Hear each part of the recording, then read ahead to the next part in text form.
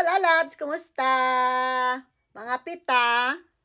Kape. And, meron akong titikman for today's ganap na tinapay. Tawag nila dito, ampan.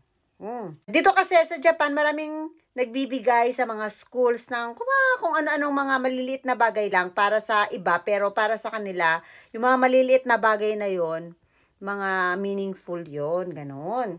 Sa atin siguro, pag yung mga suppliers hindi nagbibigay ng mga ganito lang, no, mga nila, mga tinapay-tinapay, bisan pa siguro gikan na siya sa pinakasikat na mga pandisalan, mga balolongs, mga sa may mga sikat dira. No, di na sila manghatag kay mga cakes, mga ano, ginang panghatag, no?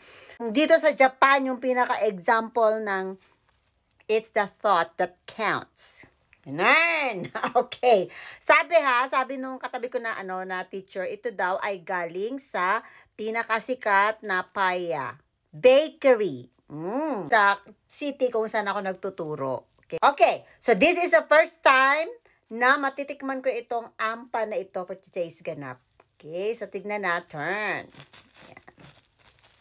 Bigay ito sa school. Maraming mga nagbibigay dyan. Mga biscuits palagi. Madaming mga umiyagi. And kung ano-ano lang. Minsan pipino, mga gulay. From the mga parents. Ganyan. And kung kinsa-kinsa nga mga manghatag. Uy, very soft. Okay, unang kagat. Mo na yung itsura o na siya yung mga linga. Tira, gangmay. Okay.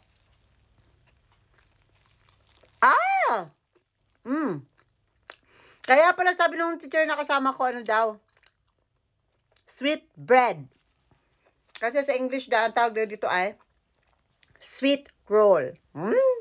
Ang laman niya ay sweetened red beans.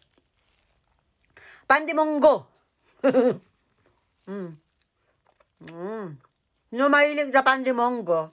Asawa ko mahilig sa pandimongo. Ano gusto na yung mga pandikoko, pandimongo, yan mga gusto niya. Ako naman, hindi ko masyadong bet yung ganito, lalo pag maraming palaman, ayoko, nakakasawa, no? Dito sa Japan, parang palaman na nilagyan ng tinapay. Ganun ang tinapay nila. Hindi ka tulad sa atin sa Pilipinas, hanapin mo pa kung asa ng palaman. Dito, pakagat mo pa lang, kita mo na ang palaman.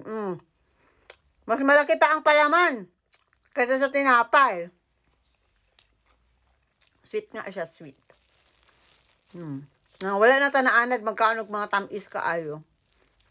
Malami siya. Tilaw.